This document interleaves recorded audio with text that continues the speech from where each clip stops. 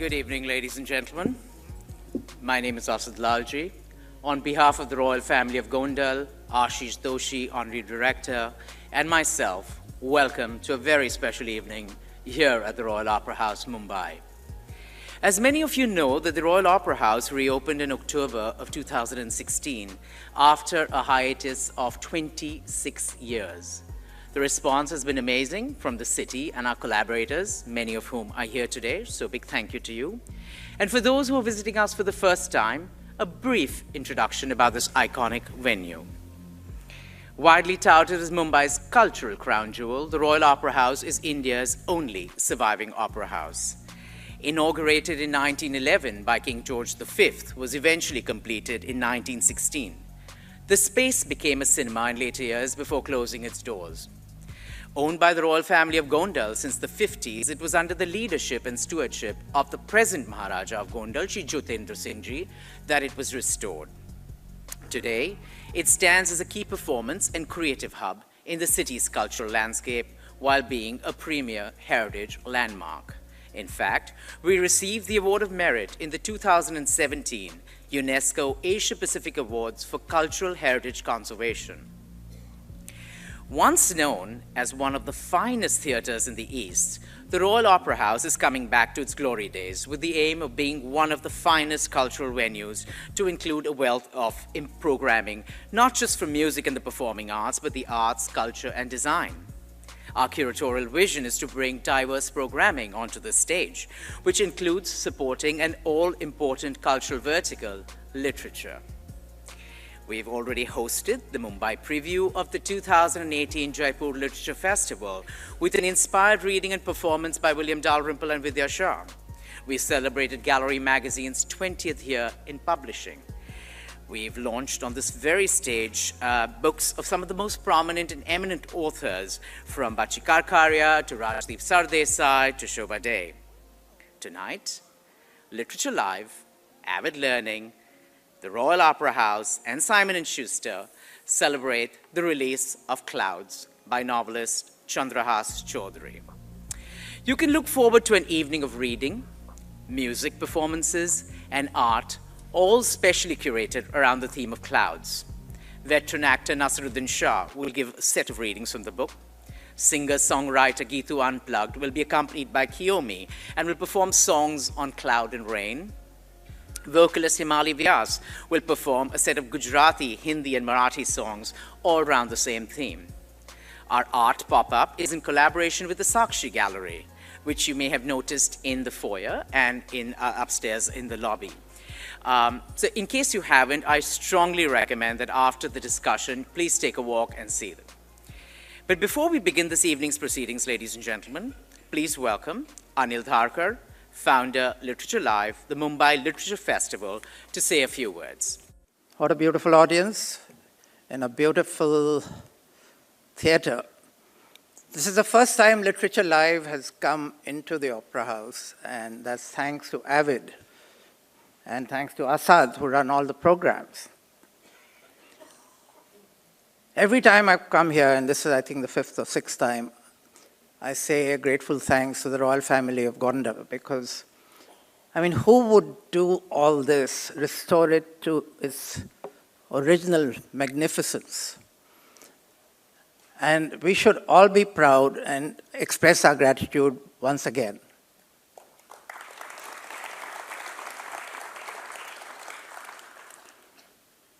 Today is a very special occasion. I think we've got a huge number of talented people on the stage. All my favorite people, Nasiruddin Shah, Kiyomi, Geetu Hinduja, Himali Vyas, and of course the author Chandrahas Chaudhary. Nasir, as you all know, is the actor on the stage, in films. But today, backstage, I see him wearing a Swiss cap. And so I said, Roger Federer fan? And he said, yes, of course. So now he's my absolute favorite, because Roger Federer and I go back a long time together. How, you ask me? Well, While watching television, I always coached him. And whenever he listened to me, he won. But that's another story. Let's welcome all the lovely people on the stage. Thank you.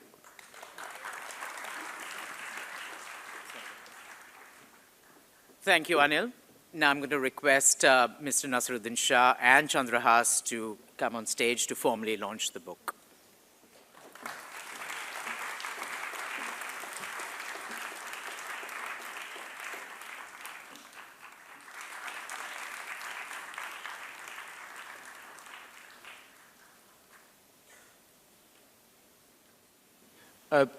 Time seems to have changed since I first arrived in Bombay. Like a lot of Bombayites, I'm not born here, but like a lot of people who call the city their own. And things have changed a lot since the day I first arrived at BT station on the Konark Express from Bhubaneswar in the year 1989. And among the things I passed then on the way to Borivali, which is where we lived, Naseer, was the Opera House, which was still then a functioning a cinema. And I never got to come here, and then shut down in the early 90s. And it's so very wonderful to be back here on in this wonderful venue. And thank you so much for coming to this evening. There's so many things I want to say today, but above all, it makes me extremely happy. I don't live in Bombay anymore, but to come back to the city in which I became a writer. And to come back with a book about the city from about high and low, and to come back in front of so many people who, you know, a writer is often not an original artist. He or she stitches together bits and pieces of life from those he knows, those who love him or her, those you meet on the street. And over the years, Bombay has given me enough to be able to put together my first book, Arzi the Dwarf, and now Clouds. It has taken me, when my first book came out, Naseer was there to launch that as well in 2009. And in the meantime, I've acquired a lot of gray hair, and Naseer, maybe you also have added a few. It's one of the reasons why it has is because sometimes when you write books, it's not just you writing your books also write you. And you realize in writing a story that you're not quite ready, you're not quite the human being yet that you need to be to fulfill that successfully, at least on your own terms. And so it has taken me 8 years to write a story that on the one side would tell a story about Bombay that was about the private life of man, about falling in love, about thinking about your own self as it passes through the years. And on the other side, it will be a big story about India and Indian democracy today. We turned 70 very recently. And I thought I would like to write a story also about Bombay. To me, has always been about two Bombays, partly because I arrived as an outsider. There's the one Bombay that is the Bombay of that Bombayites know, those who have lived in the city all their lives and know nothing else, and the very color of their souls.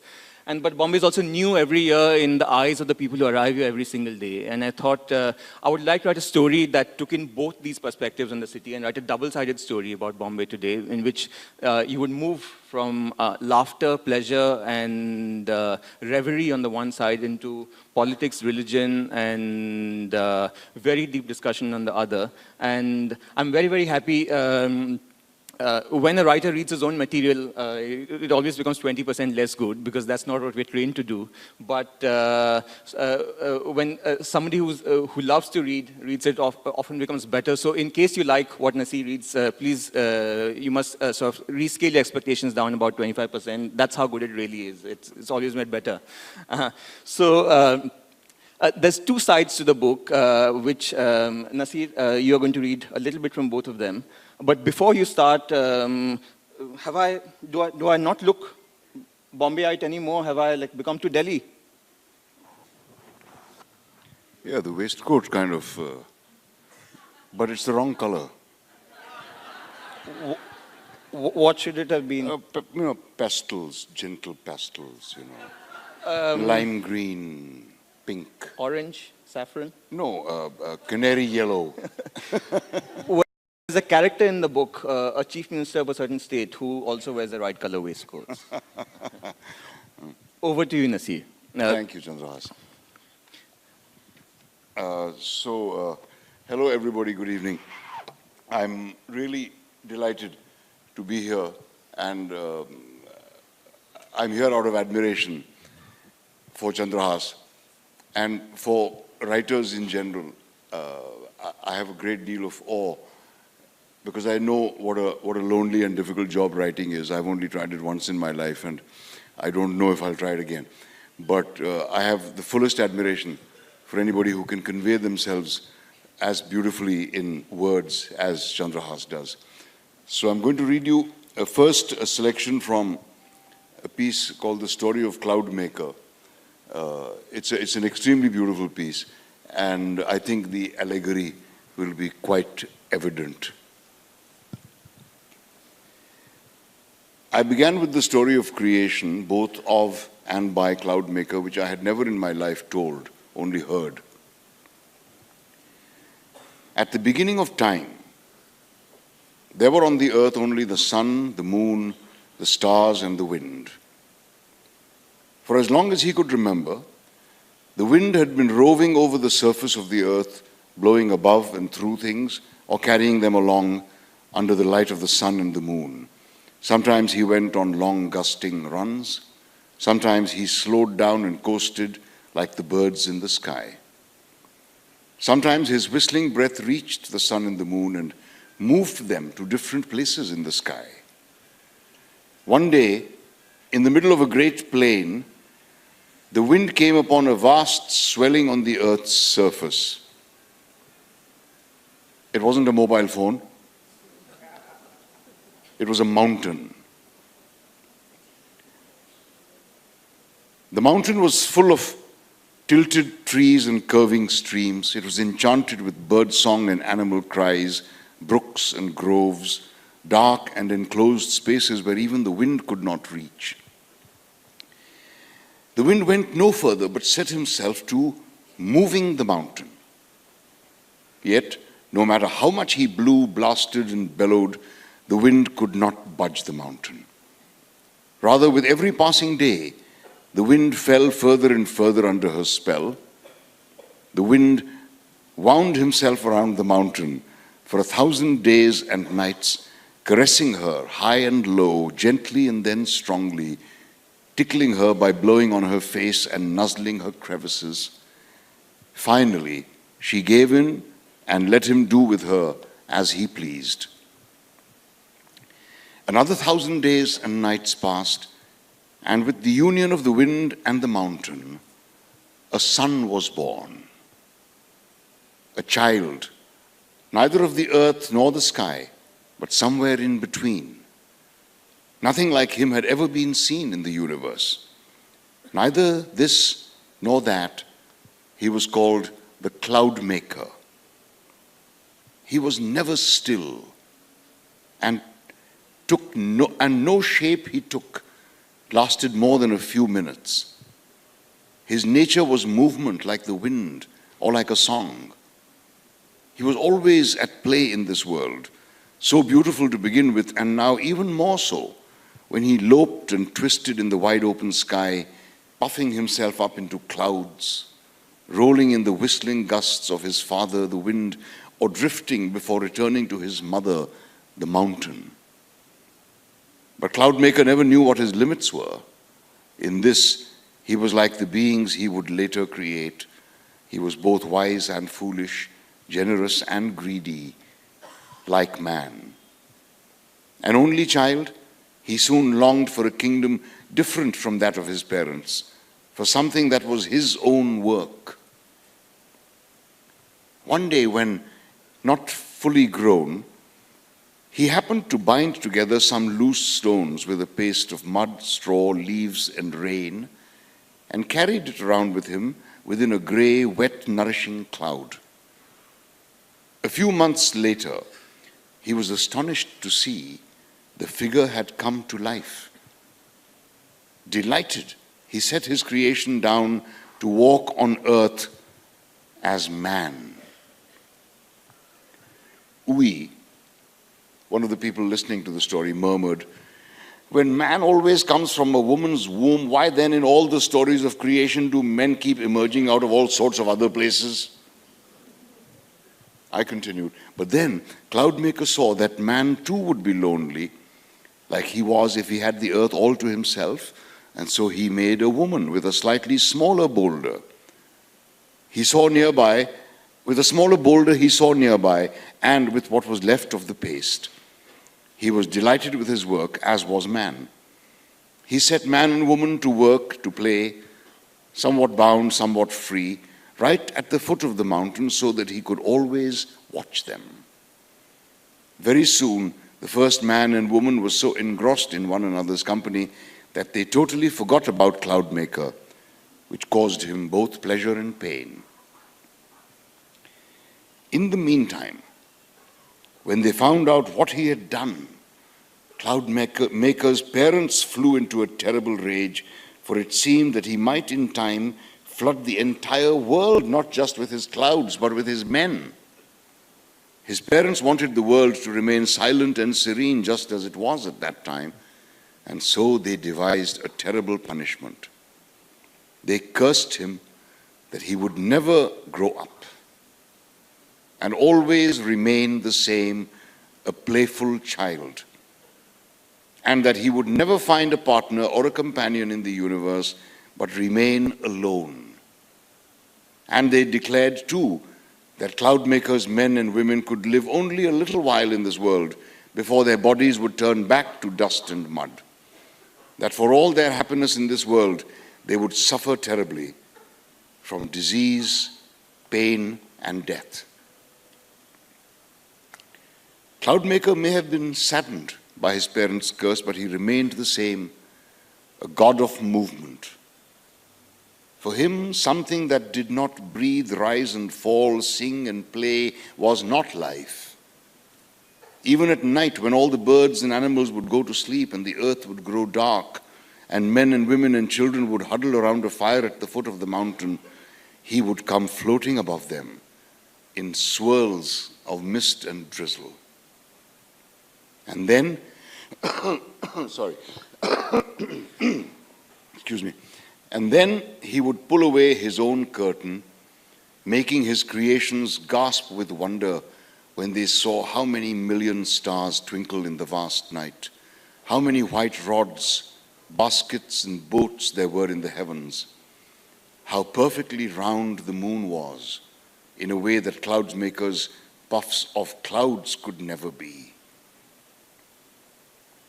Cloudmaker's heart beat with bittersweet pleasure and sadness when he saw how, inspired by these sights they saw and their love of this world and for one another, human beings were roused to song and music and prayer. And he resolved that although their bodies would grow old and die, their souls would be drawn up into the sky for 100 lifetimes, and they would float there as clouds. This way, their departure from this world would be a peaceful one, not a bitter break which would make them resent what others had and what they would never have. That is why the saying among our people goes, all souls come from Cloudmaker and go back to him as clouds. The clouds are our ancestors from hundreds of years ago.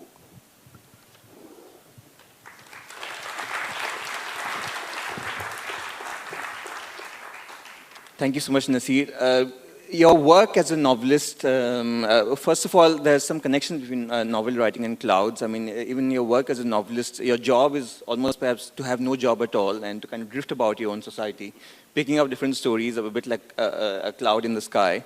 And usually your work is to create convincing human beings. But once in a while, you have the chance, a space in a story to create a god. And I felt this is somebody missing in the Indian pantheon. You know, we have sun god, rain god, moon god, and it would be nice to add a cloud god to the mix.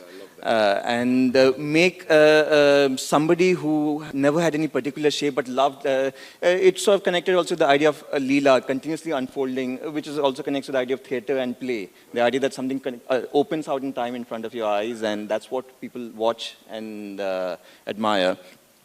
So that's one side of the story. It's a story told by somebody who belongs to the Cloud people, a tribe in the south of Orissa, made up in the story, who only, love to look at the clouds and derive a philosophy of life from the cloud itself, such as the god Cloud Maker. And he's telling the story to two very old, cranky Hindu Brahmins whom he has been stuck up with in an apartment in Bombay in Borivali. That's one side of the story, which has a slightly graver tone of the kind that you just heard right now. But I also wanted there to be in the story something about lightness, fun, laughter. I'm sure all of you have had some time in your life when instead of it appearing that nothing could go right, for a little moment a window opened up and nothing could go wrong. When you knew that every move you made or every thought you thought like puffed and fizzed with something that was beautiful. And at the beginning of the book, we come across another character, the retired,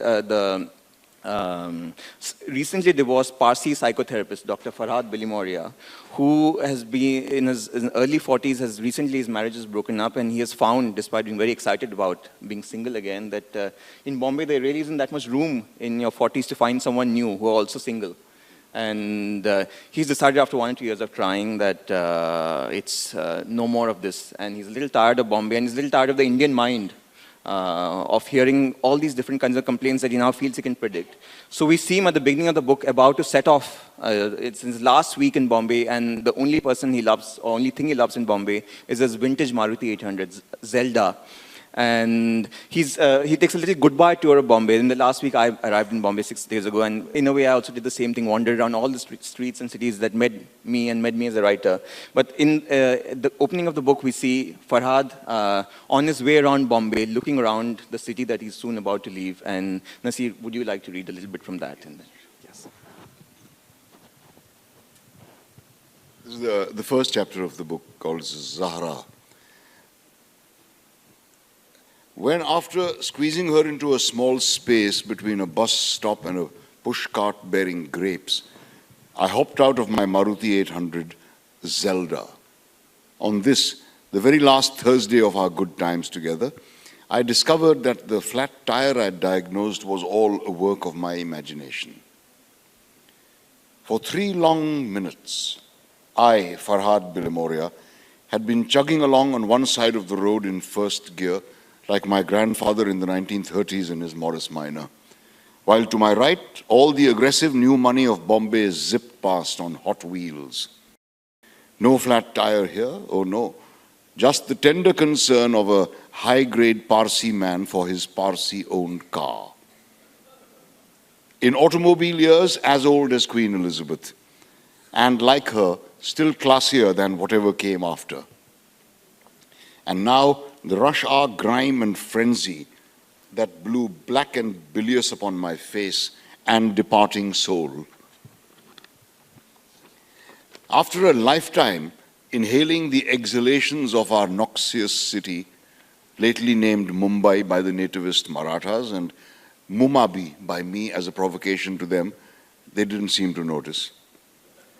My nose was now inured to all but the strongest, most stomach-churning vapors and stenches. Long one of Mumbai's most peaked Parsi beaks, this disenchanted nose no longer reported any news of the world and had, before the rest of me, seceded from the Republic of India, established in 1947 with all good intentions and plenty of bad habits, just waiting to break free. But now that it, my nose that is, not the country, had been God-promised that the body would soon be leaving, it had come alive again and was twitching. As I took in a shot of the potent air cocktail that would soon be removed from my life's menu, I found that I could pick apart all its components. The yeasty aroma of fresh pav from an Irani bakery, diesel farts from a tempo, the diabolical and diabetical tea that Indians love to brew with milk and sugar, Amul cheese over nachos and baked beans at an Udupi restaurant, the sugarcane juice that always makes me crap in streams afterward, dried fish, jasmine agarbattis, uncleared, well-fermented garbage, and, oh, Zarathustra. And the riddling scent of a woman's perfume. the sort of smell for which a man's nose always has the time. My nose knew who it was. And after a few seconds, my top 5 percentile brain, 2 degrees, 1 gold medal, no children, worked it out. Unless I was very wrong, I had just performed the olfactory equivalent of discovering the proverbial noodle in the haystack. In a city of 19 million, I'd managed to track down a woman by her perfume, just like Sherlock Holmes and the Hound of Baskervilles all rolled into one. And that woman was none other than, speak the words with rapturous reverence, rolling your R's all the while, Zahra, a veritable goddess from top to bottom and actually even further down all the way to her feet. Already though I could see a flaw in my scented syllogism. Was I in the vicinity not of Zahra herself, but only the perfume she favored? Was this another victory of the endless replicability of a capitalistic world over the particularity of human beings? The day this tension is eliminated, humanity perishes. If only Dior, Issey Miyake or Bulgari could assure me that they manufactured this swoon scent in a special edition of one, I'd pay for top-ups for the user for the rest of my life. My eyes searched the packed and burgeoning world, hoping, panicking, despairing, until miraculously they came to rest upon Zahra, standing behind the glass door of a cosmetics shop across the road.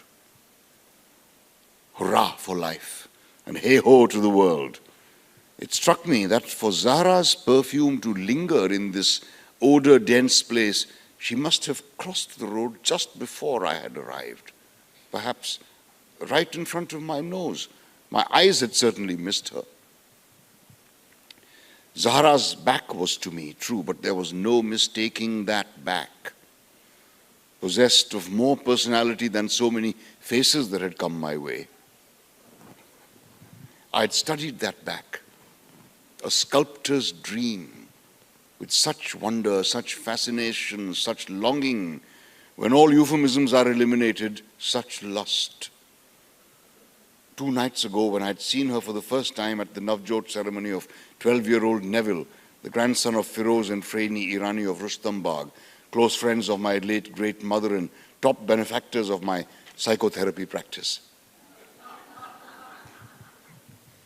Although Zahra's back was now covered by a white tunic that went all the way down to her knees, below which her petite frame continued toward the floor in a pair of black tights and met it in a pair of golden slippers.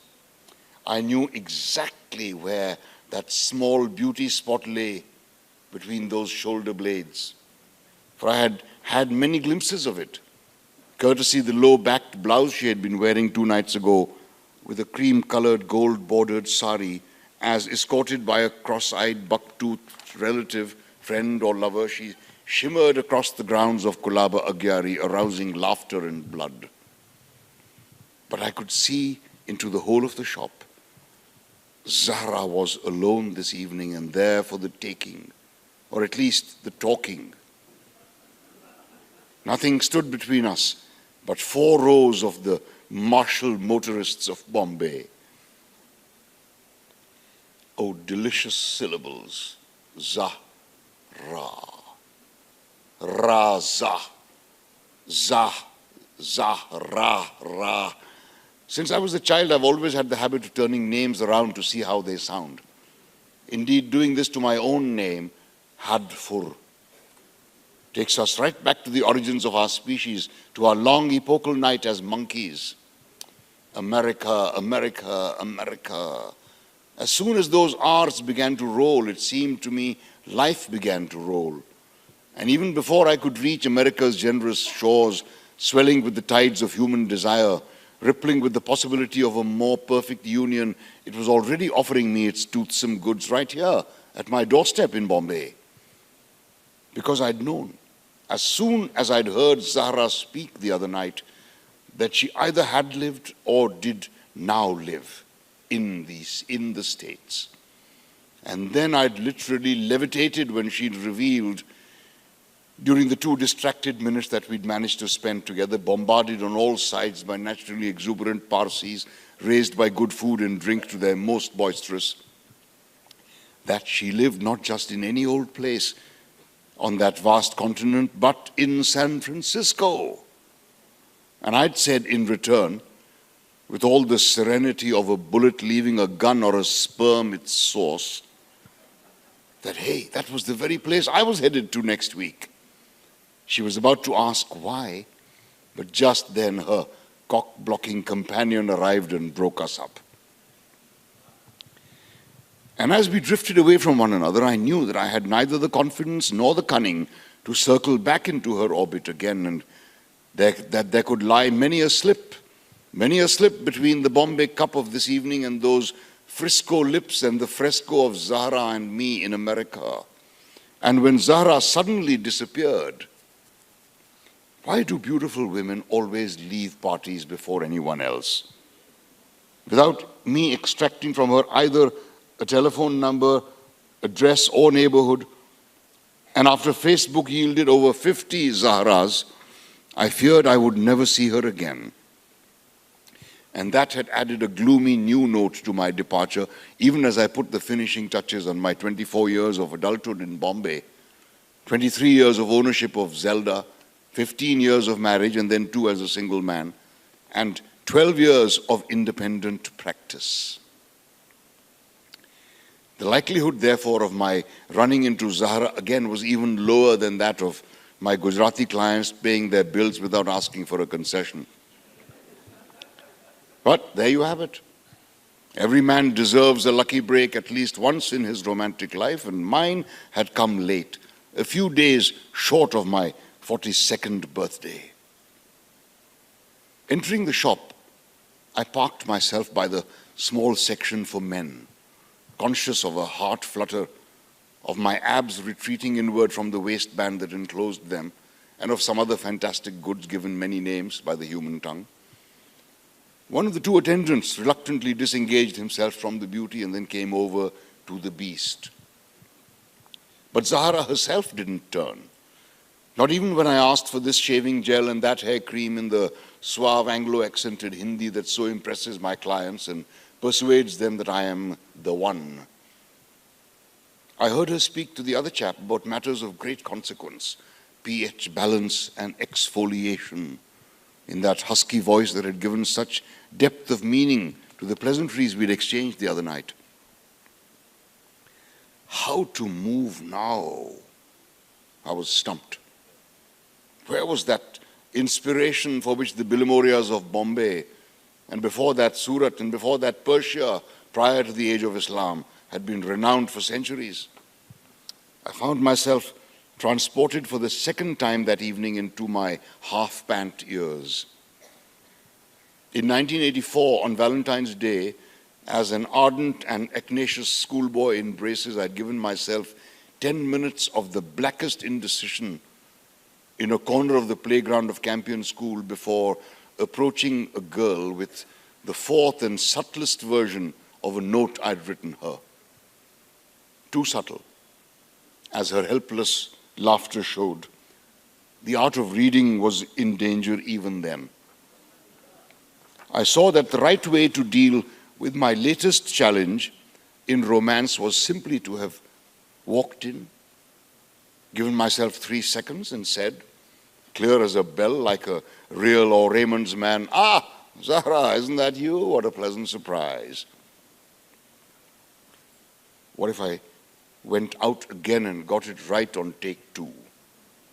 Even George Clooney, to whom some people say I have a certain resemblance from certain angles, presumably required one sometimes. I turned to leave. So if you ever had the courage to approach her or not, you'll have to find out when you read the book.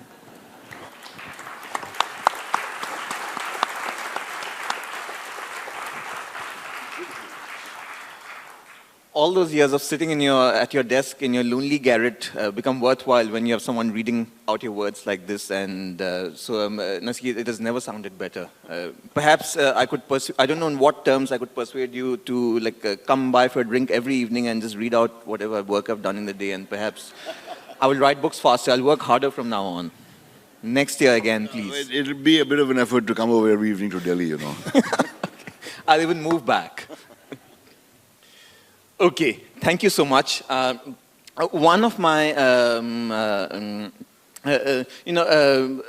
as a writer, and as all of us are schooled by our families, but when you become an artist, yet another education lies in front of you, and this time your guide will not be the people who have brought you up, but they will be other artists. You have to learn how to become a writer or a musician or an actor from the friendship, courtesy, communion of other artists. And I felt on a night such as this, when my book was coming out, it would be an evening to remember for not just for me, for all of you, for all of us together. Clouds are one of the most resonant themes and images in all of our lives for different reasons. They are allowed themselves to a variety of meanings. To me, I've always loved looking at them, and I've always thought that very few experiences in history are unique to any human beings or generation.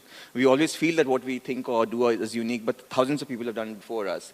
But something that we share as human beings in common in our century is that we must be amongst the first people in history who are able at will to see the clouds from above, against the background of the world, and not from below against the background of the sky. And I fly a lot, and I always have loved looking at these drifting forms from above and the world appearing from behind it, as I imagine Cloudmaker also likes this. And it has somehow always seemed to me there's something about clouds that reminds me of the nature of thought itself. Something about the mystery, the transience, the fact that they have no clear direction, that they break up the way moods break up. And I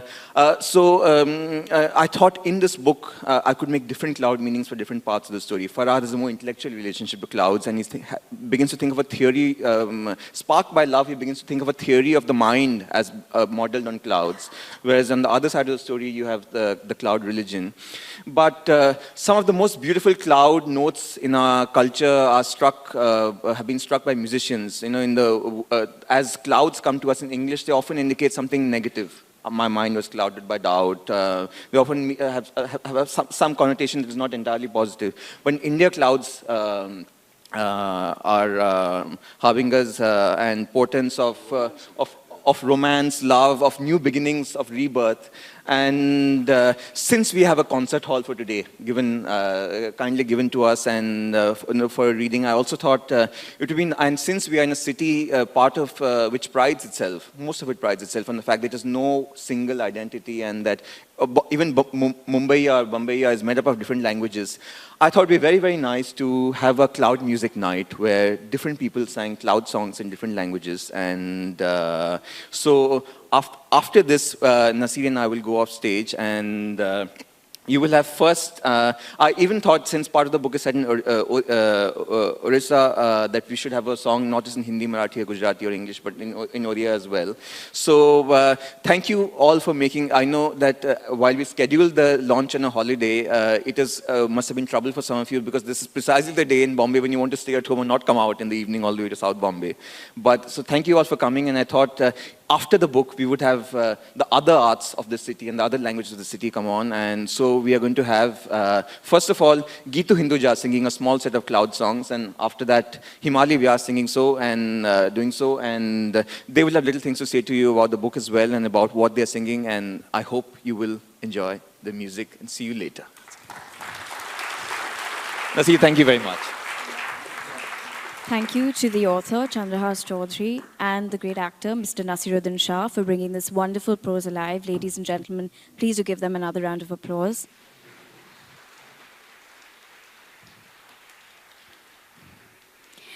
And now, singer-songwriter Geetu Unplugged and musician Kiyomeet Talaulikar will perform songs about clouds and rain. So, first and foremost, I'd like to thank Asad, Chandrahas, and the Royal Opera House too. I'd like to thank everyone for having us here today. It's been a pleasure putting this set together. So the first song I'm going to do is a song that I have written, and it's called Rain. It's a song that I wrote many years ago, and for me, Bombay City, which is where the book has been set, the best season for me is the monsoon. So this is a song for the book. So Kiyomi and I are here to have some fun.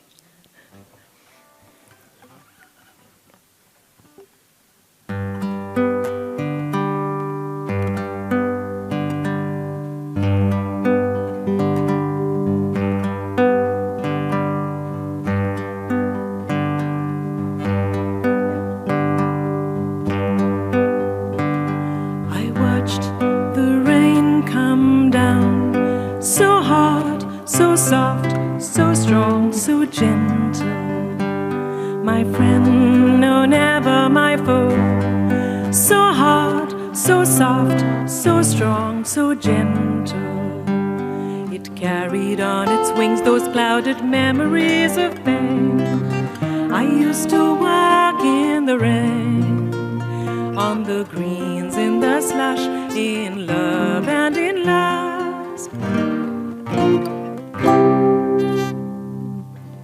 The cold wet drops of rain that keep on fingering my face. I had enough warmth within to let the cold pierce my skin and still feel the same. I wonder what is happening to my relationship with the rains. I wonder what is missing. Is it me or the rains that have changed?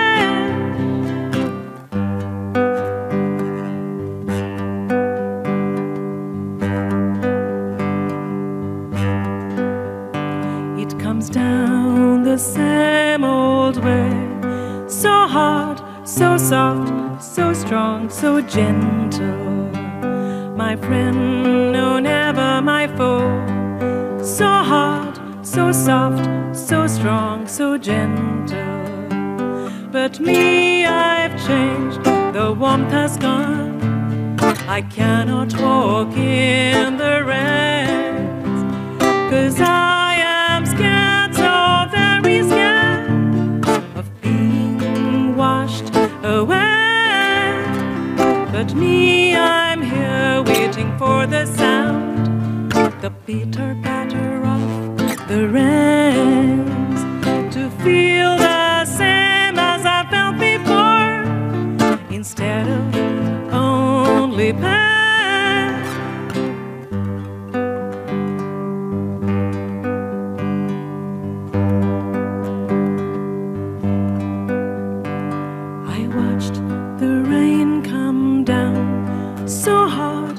Soft, so strong, so gentle. My friend, no, never my foe. So hard, so soft, so strong, so gentle.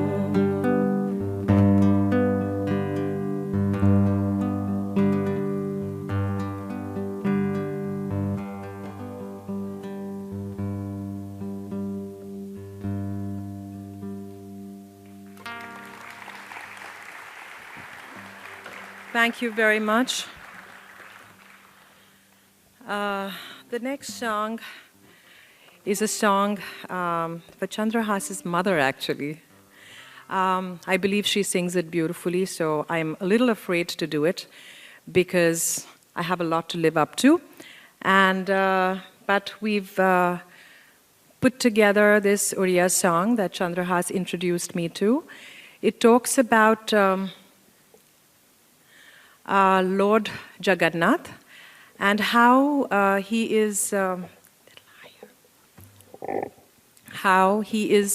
even more beautiful, gorgeous. I don't understand the song completely, but the gist of it is it talks about Lord Jagannath being more beautiful than the rain clouds, which are, of course, exquisite. So we give you Megho Maraku.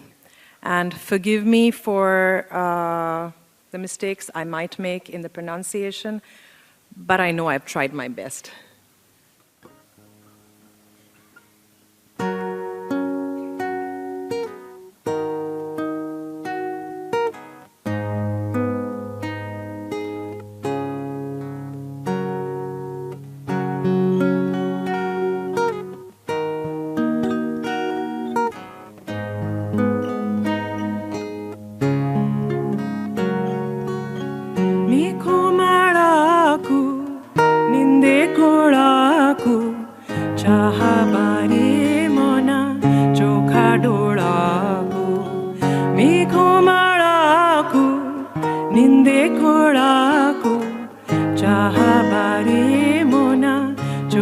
ढोड़ाको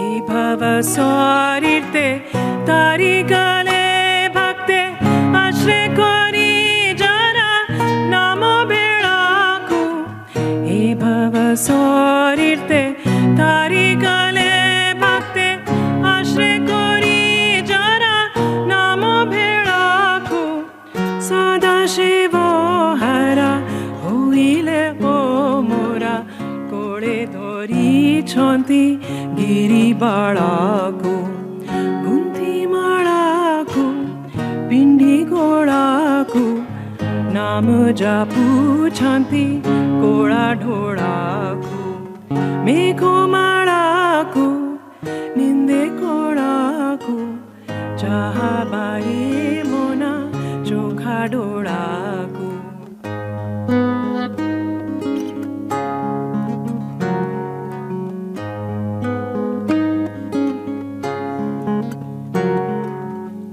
सत्य रे श्रीपति समुद्र को मांथी तहिरु जाता काले कमलाको सत्य रे श्रीपति समुद्र को मांथी तहिरु जाता काले कमलाको देवासुरा जुते अमृत विपदे मोहिनी होइले देवो छोड़ाको राहु गोड़ाको छेदी हेड़ाको मोह कोड़े मोहा देवो भोड़ाको मेघो माड़ाको निंदे कोड़ाको चाहा बारे मोना चोखा डोड़ाको मेघो माड़ाको निंदे कोड़ाको चाहा बारे मोना चोखा डोड़ाको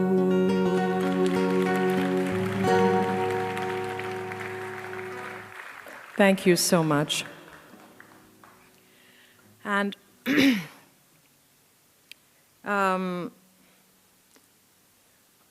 the last song that we are going to do is called Both Sides Now.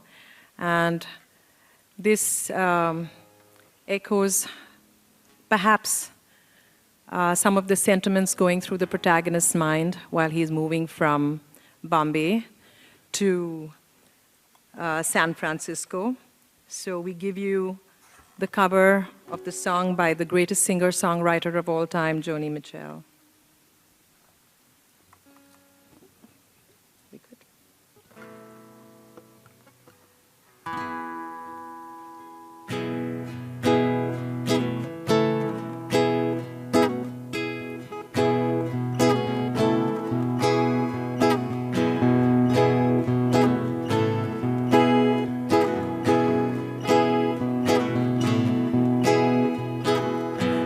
And flows of angel hair and ice cream castles in the air and feather canyons everywhere. I've looked at clouds that way, but now they only block the sun.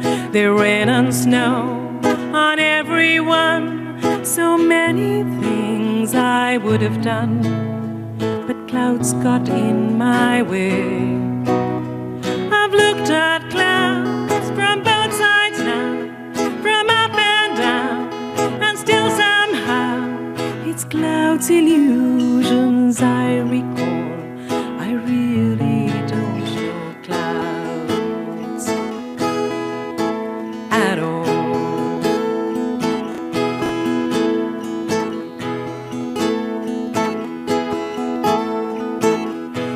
And Junes and Ferris wheels, the dizzy dancing, the way you feel as every fairy tale comes real.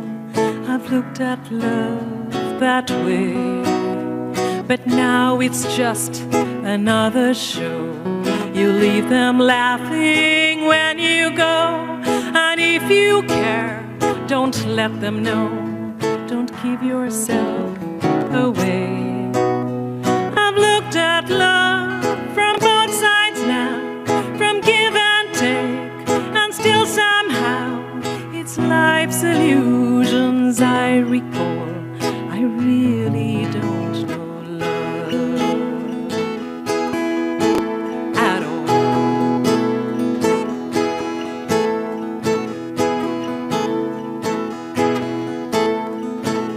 Tears and fears and feeling proud to say I love you right out loud.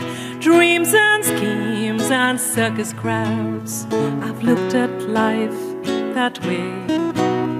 But now old friends, they're acting strange. They shake their heads and say I've changed. Well, something's lost, but something's gained in living every day. I've looked at life from both sides now, from give and take, and still somehow it's life's illusions I recall.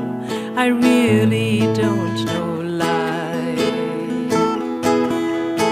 at all.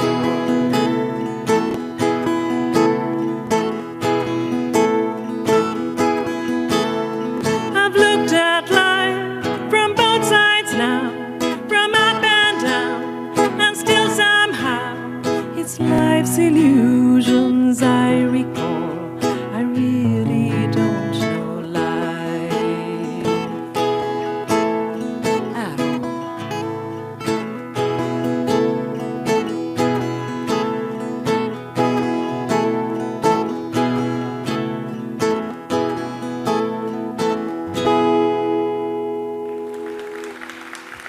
Thank you so much.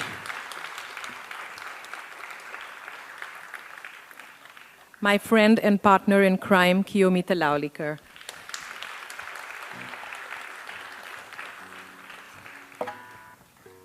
Thank you, Geetu and Kiyomi, for that mesmerizing performance. Ladies and gentlemen, please now welcome accomplished vocalist Himali Vyas, accompanied by Raghav Dave on tabla and Dharmesh Maru on keyboards. They will perform a set of Gujarati, Hindi and Marathi songs around the same theme. Good evening, ladies and gentlemen. First of all, I would like to convey my heartiest wishes to my friend, my very dear friend Chandrahas Chaudhary, for his latest wonderful, wonderful work. I have been a fan of his art, his prose, his fiction and non-fiction both. And it's my honor to be here in front of all of you. And I also thank everyone from the Royal Opera team. As Chandrahas rightly said, an artist always derives his or her inspiration from around the world, especially from nature, and clouds being one of the very prominent part of the gods that we have, the sun god, the moon god, the rain god. So here is my first song. It's in Gujarati, and it's one of the songs which Chandrahas has always liked, and I think it's one of his favorite songs. So I am including it here in my performance. And this song especially talks about the after effects of the clouds once it rains, and then whatever happens in the world, in the nature, in the lives of human beings. So here we go.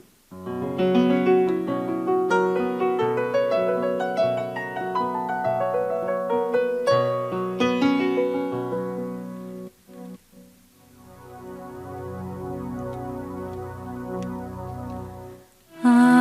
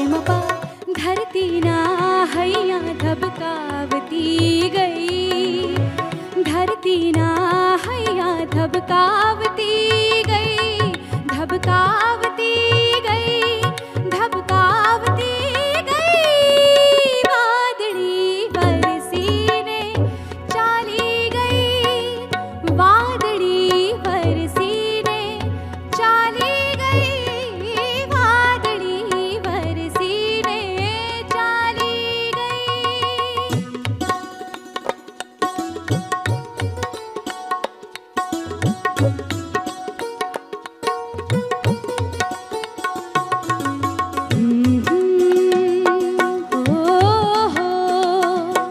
La la la la la la la la la la la la।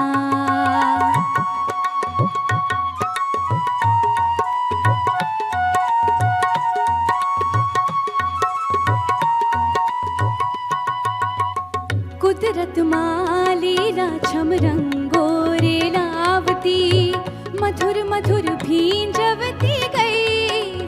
सानी पमरे नि पामरे सा पमरे सानी सारे म पा। कुदरत मालीला छम रंगोरे लावती, मधुर मधुर भींजवती गई। झरमर झरमर प्रेम बरसावे आभ थी, झरमर झरमर प्रेम बरसावे आभ थी। तो क्या थी आवी ने क्या गई, वादड़ी बरसी ने चाली गई, वादड़ी बरसी ने चाली गई, वादड़ी बरसी ने चाली गई। नि सा सा सा प नि नि म प प रे म पा धरती ना हैया धबकावती गई, धरती ना हैया धबकावती गई, धबकावती गई, धबकावती गई। वादड़ी बरसी ने चाली गई, वादड़ी बरसी ने चाली गई, वादड़ी बरसी ने चाली गई।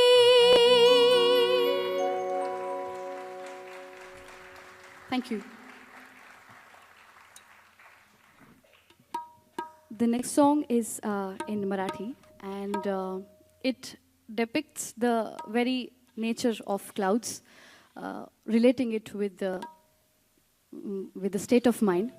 It tells us about the impatience, the anxiety.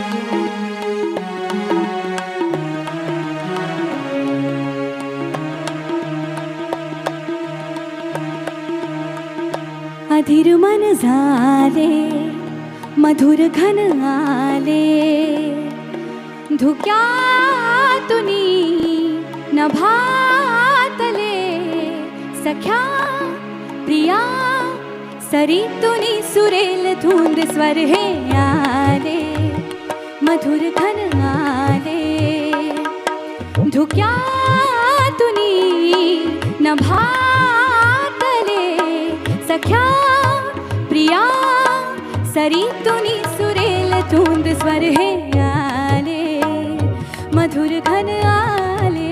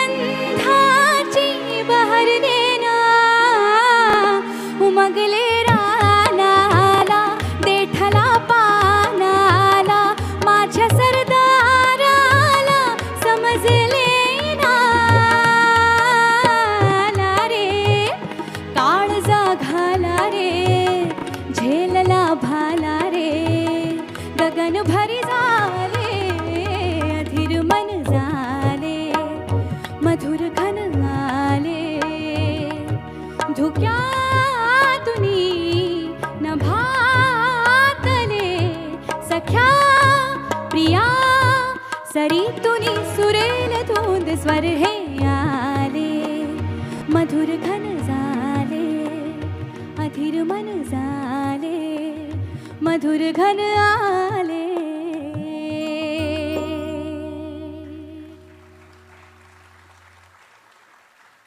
Thank you.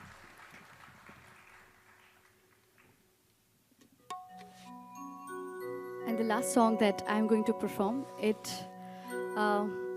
talks about the journey of clouds from being the darkest to being the lightest.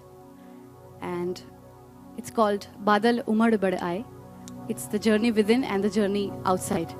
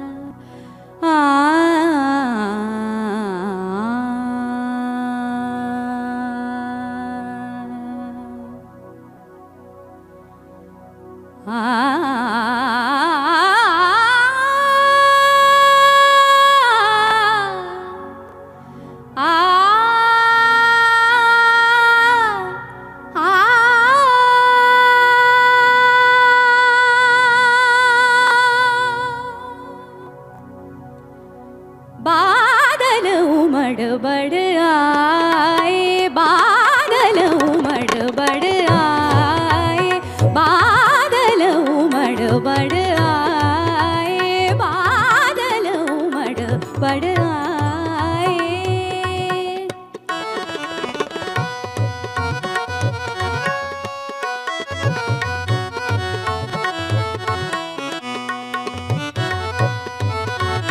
बादल उमड़ बड़ आए बादल उमड़ बड़ आए काली घटा घन घोर गगन में काली घटा घन घोर गगन में अंधियारा चहोर घन बरसत उत्पात प्रलय का घन बरसत उत्पात प्रलय का प्यासा क्यों मन मोर प्यासा क्यों मन मोर बादल उमड़ बड़ आए बादल उमड़ बड़ आए.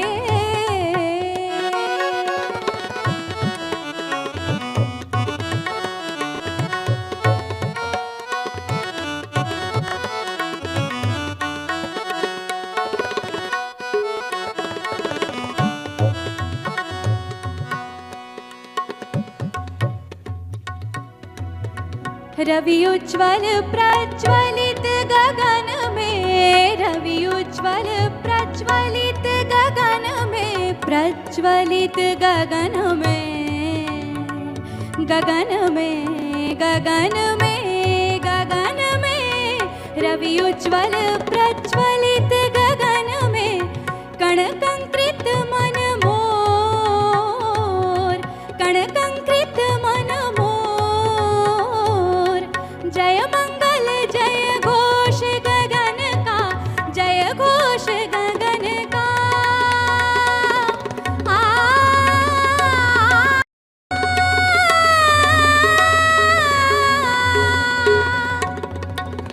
जय मंगल जय घोष गगन का शुभ उत्सव चहुओर शुभ उत्सव चहुओर बादल बरस अब मौन भय बादल बरस अब मौन भय बादल बरस बादल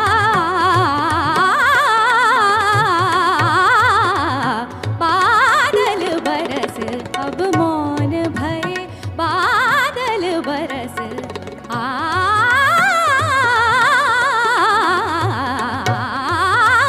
बादल बरस अब मौन भय बादल बरस ममरे सनी सरे म पानी सरे ममरे स पानी सरे नि सनी नि पानी पमरे म पानी सरे म पानी सरे म पानी स रे म पानी सरे म पानी सरे म पानी स रे म पानी सरे म पानी सरे म पानी स बादल बरस अब मौन भय बादल बरस अब मौन भय बादल बरस बादल बरस बादल बरस अब मौन भय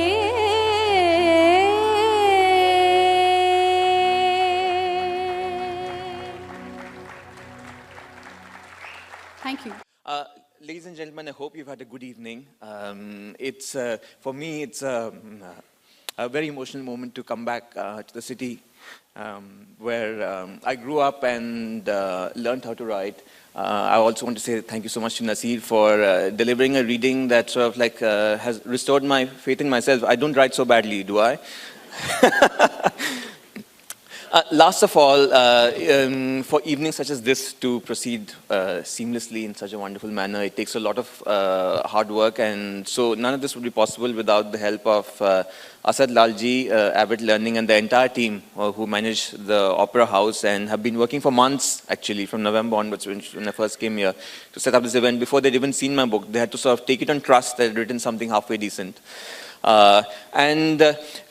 In just like a live performance, one of the reasons why I admire live performance is that you have to bring it all together in time, whereas one of the luxuries of being a novelist is that when you arrive on stage, you have already finished your work, and all your work was done in little bits and pieces over years on the page.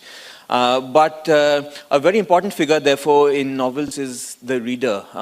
We do all our work so that a book is only fulfilled when it finds, when it moves from the page into the reader's mind. And this is something I've always loved about novels, that no matter how many copies you sell, in the end, whether it's a best-selling writer or someone who sells a few copies, the experience of literature is always intensely personal and occurs somewhere in the privacy of a home where reader, writer, and text make a straight line, and this is where, at least in my life, so much of what I've learned about India, about society, about life itself has been from books, and it has always been my dream to write sort of books that not only that people would like, but I feel that the writers in my bookcase would respect, even though many of them are dead.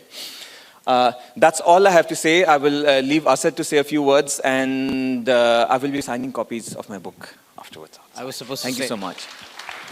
Thank you, Chandrahas. Congratulations on your success. Books will be available outside for sale, so get yourself a copy. He'll be signing. Thank you to all our partners, Literature Live, Anil Dharkar, Sakshi Gallery, Geeta Mehra, I think she's here, looking at all the logos. Simon & Schuster, obviously the Royal Opera House, the Royal Family, Ashish Doshi, and have a wonderful evening. Please come back. We have a pretty robust program. You will probably, after this, if you're not on our mailing list, will be getting it. And, you know, follow us on social media. Our handles are up there. And thank you very much and have a wonderful evening. Thank you.